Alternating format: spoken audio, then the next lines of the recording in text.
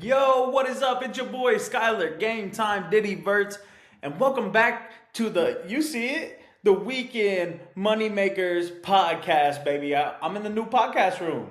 I got it set up. We got the new desk built.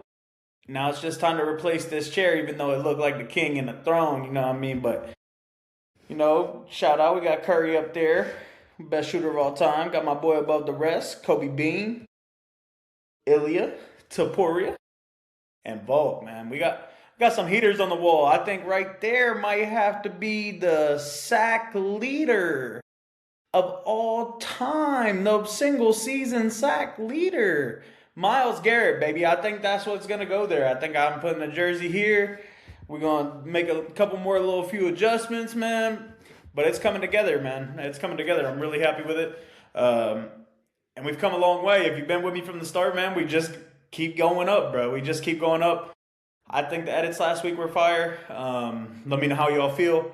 But we on YouTube now. We live on YouTube. And that's kind of where y'all probably want to go watch it at. Because I know Spotify be trying to make you pay money and all that. But honestly, YouTube's the way to go. You know, it's all free. But today, we're going to talk a little bit about NBA, man. I think they were good reads, but honestly, I think surprisingly, like the way that the playoffs are unfolding right now, it's just kind of, I don't know. I just think it's going a little backwards. Maybe I'm just not that in touch. Nah, I'm confident.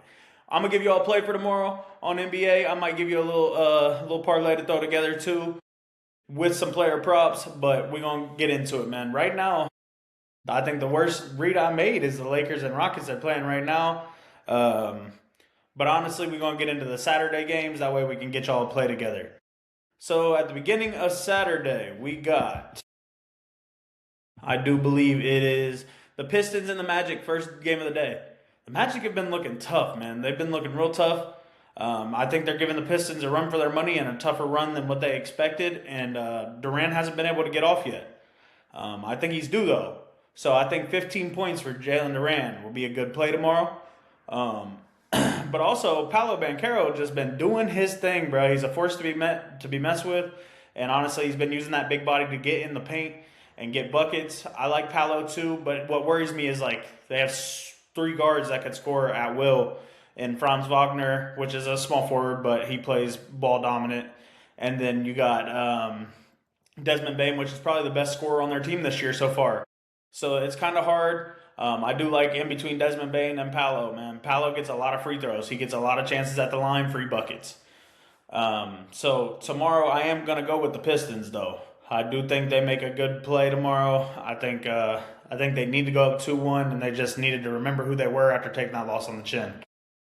So we got that game tomorrow at 1. And then at 3:30, we got the Thunder and the Suns. And it's about to be 3-0 Suns, man, or 3-0 Thunder. I figured this would be a sweep.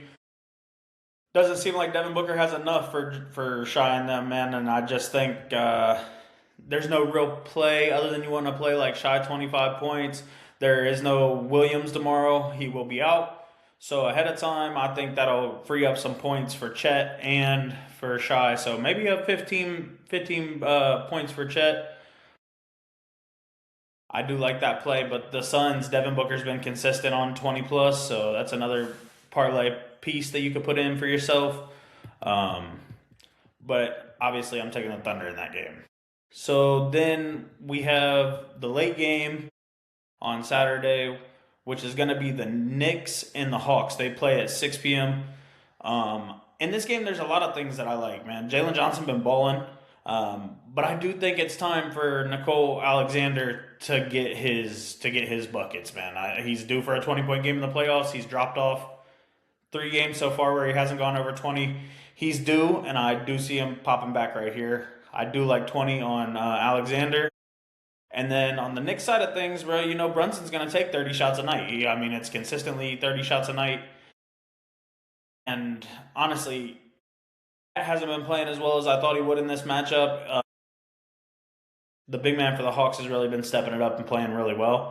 So I do like Cat on 10 boards. I think that's a smooth play. And then for the Hawks, I like Jalen Johnson for his points, 20 points plus. But honestly, it's a good bet. But if Walker turns up, does Jalen Johnson still get the 20 is the real question. Um, so those are my plays in that game. This pod isn't going to be as long as the last one, like chopping it up with the homie. But I do have some UFC plays for you guys. And we're going to just continue to the last game of the night in NBA, man. At 8:30, we got the Nuggets and the Timberwolves. Now, this series has really been surprising me because the Timberwolves have been getting off. Anthony Edwards, man, when it comes to playoff time, he turns into a whole different beast, bro. He turns it on in playoff time. He seems to be more consistent. But Jamal Murray's been hooping at just the same clip. I really think the role players is what's really changing this series right here. Your middlemen, your bench guys. Timberwolves do have a pretty deep bench. Jaden McDaniels being one of the best forward defenders in the league right now. So I think it's a pretty tough matchup for the Nuggets. But honestly, somebody you can always bet on when it comes to the Nuggets, man. You can honestly take Jokic for a triple-double almost every game. If you can get 8 on rebounds or assists for under minus 300, always a parlay piece, and it's almost always guaranteed to hit. It's at like a 75% hit rate, so I think that's a real good play.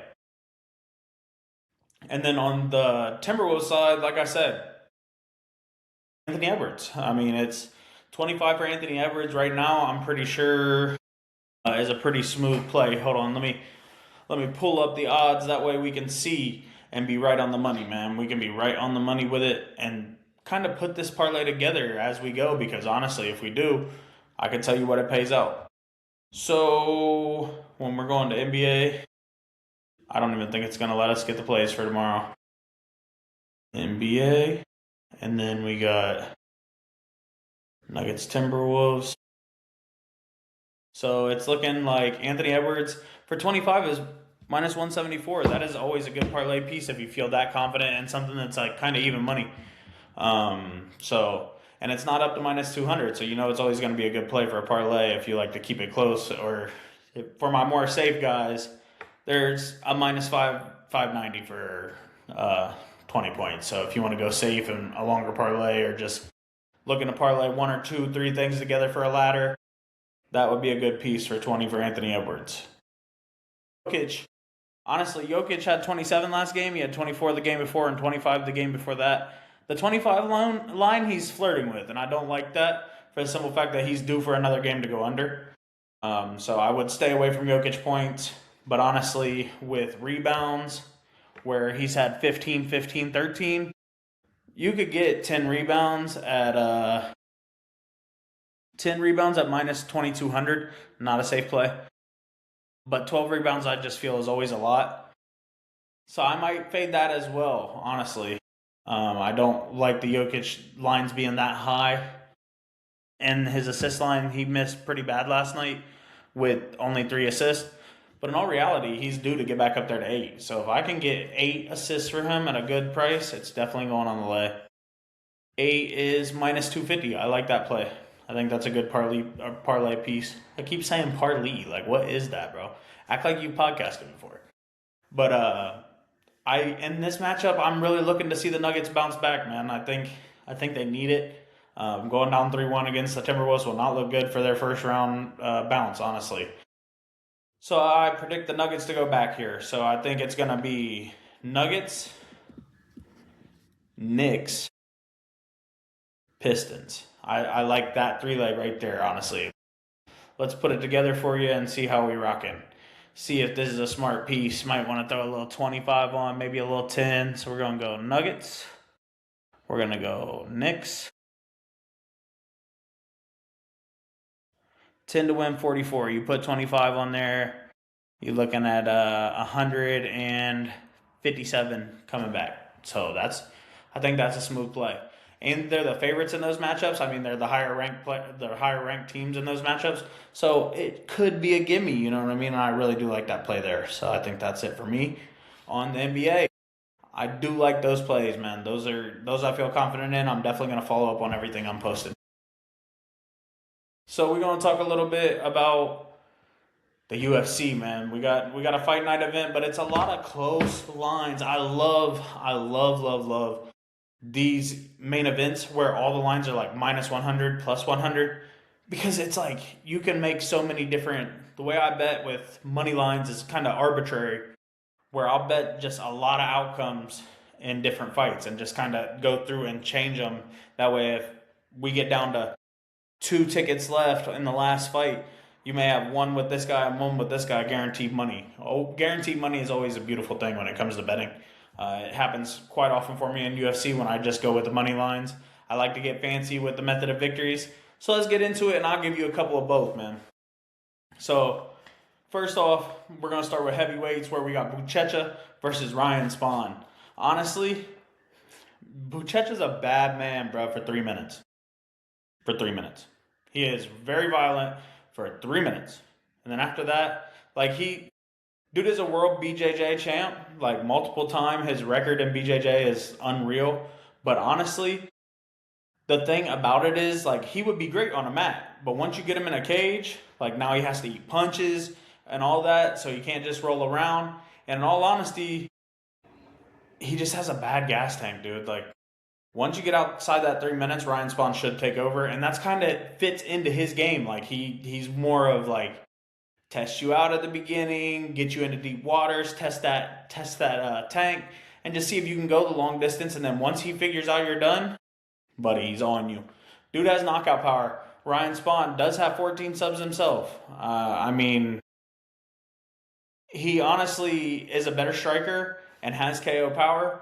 So in this matchup, I like to go dog here, bro. I think the underdog is the play. Just because Buchecha's going to tire out. If he doesn't tire out, Spann might be in for a long day. But honestly, 2 minutes into the second round, I could see him gassing out and Spann just having the better body ready to go. You know what I mean? So give me Ryan Spann in the first pick. Next, we got Jackson versus Barcelos, man. Jackson, bro, he's just filthy on the feet. Like, his combos are just so clean. He has so much strength in his hits. And he has good, like, defensive wrestling, where I think Barcelos is going to try to take him to the ground and try to weaken him. And he's been on a good run against a couple top-tier guys here recently. We're going to go over to Tapology and just give you a few names of who Barcelos has beat here recently. And honestly, I think that's why we have the line that we do with it being so even, because honestly, in my prediction, this is not the person that comes out and beats Jackson like that, honestly.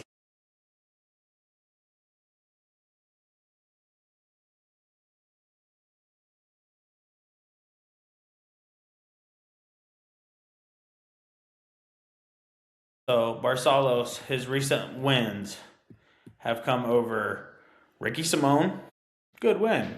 Cody Garbrandt, end of his career. Aiden Talbot, that is a big one for me. A lot of them have been going decision. Like, he hasn't really finished. He finished Christian Jimenez with a rear naked, but that was back in February of 2024, over a year ago. He's had 3 fights since, and he just keeps going all the way to the distance. And I don't think he has that opportunity here with Jackson.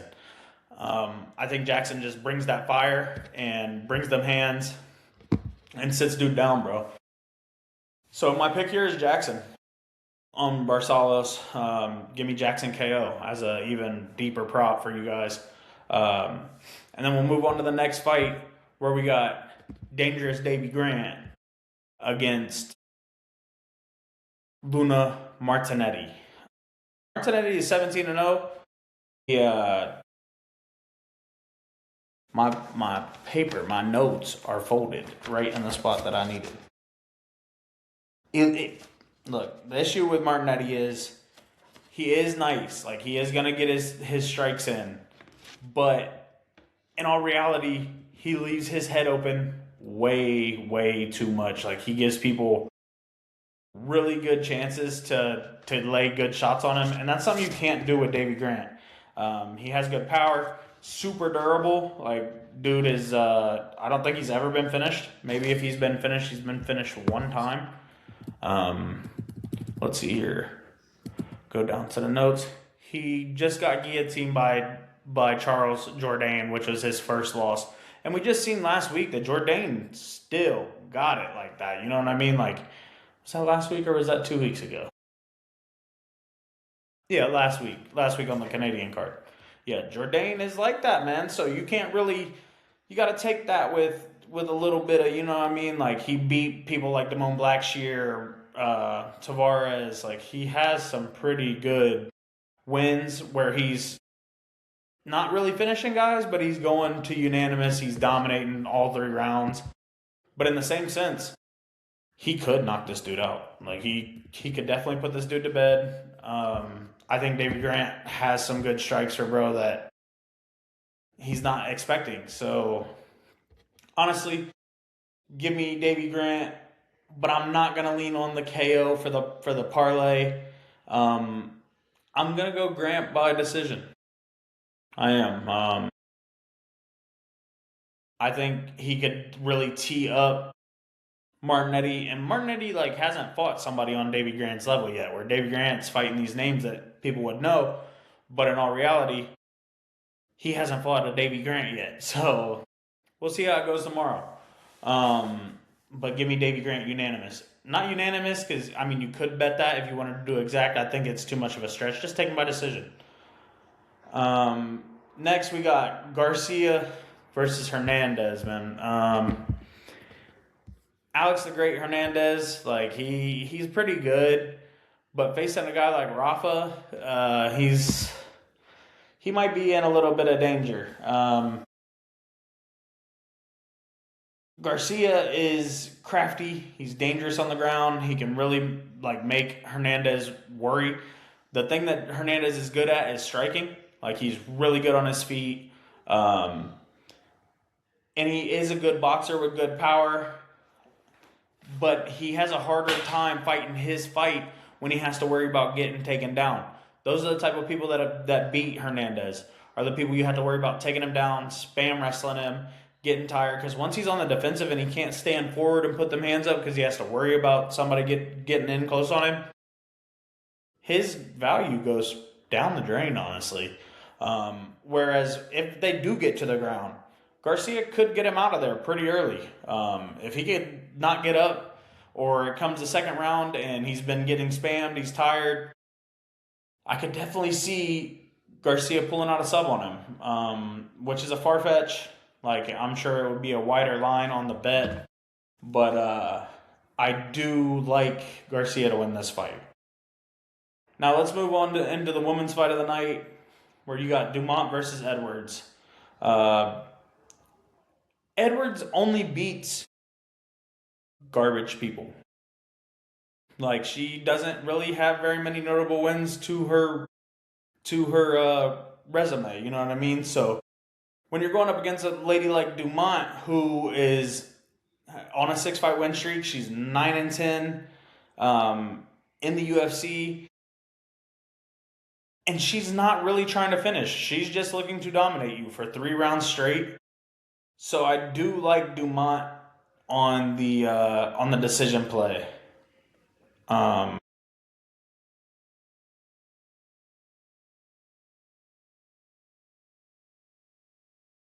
Start building up some of these for you.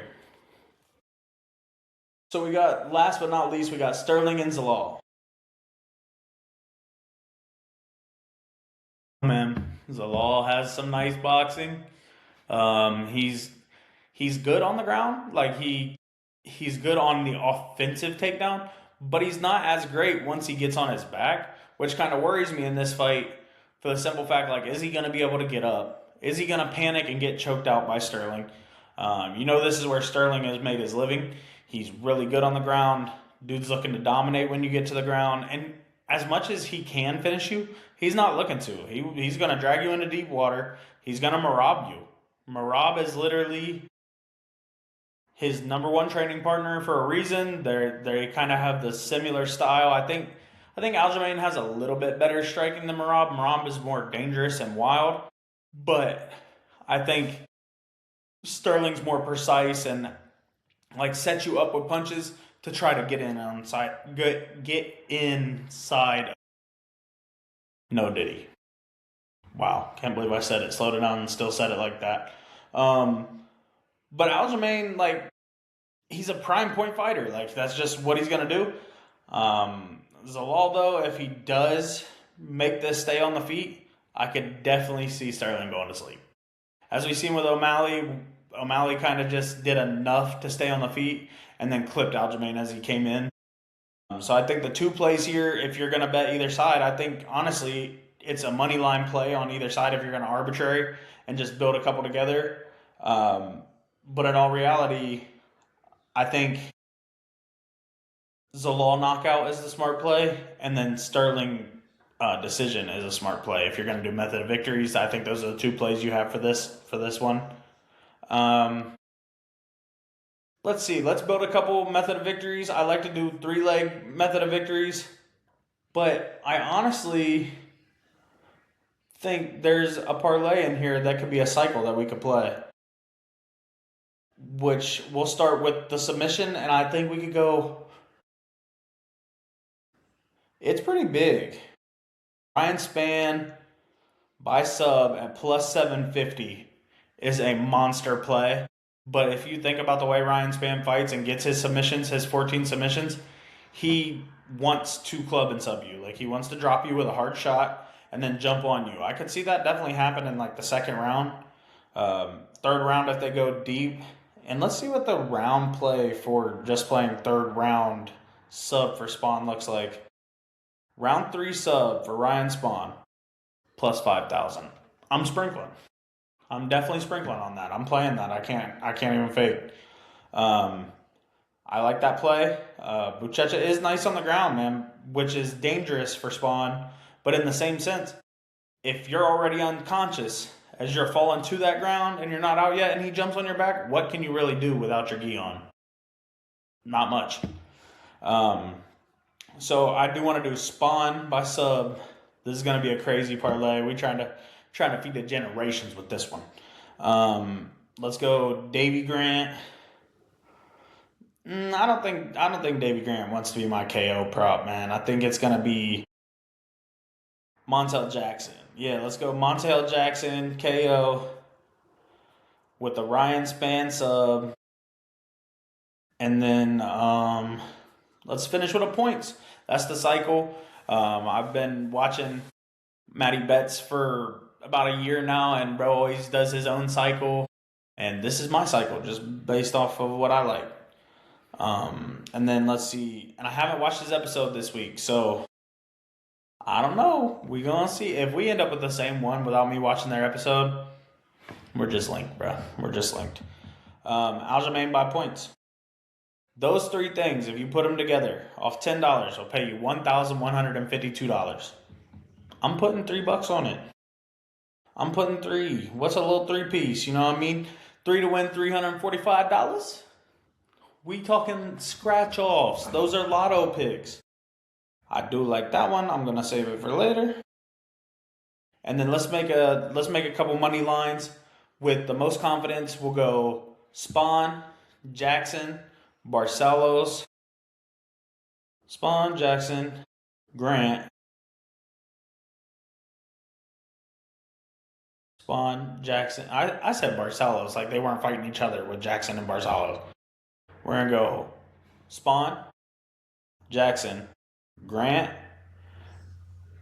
Oh, Garcia. I got to go Garcia. I said I'm doing my favorites.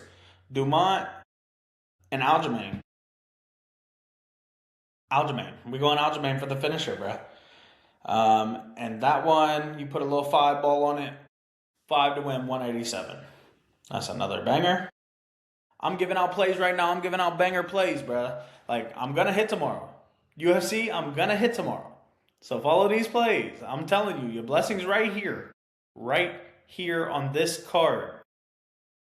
So let's mix it up a little. This is what I was meaning when I say I arbitrate. Like, I still do that, but I don't want to lean so many on Spawn that if Spawn ruins it, then all my parlays are ruined. I want to play both sides in a couple different situations. So we're going to do Buchecha, We're going to do Jackson with Buchecha, Grant with Buchecha.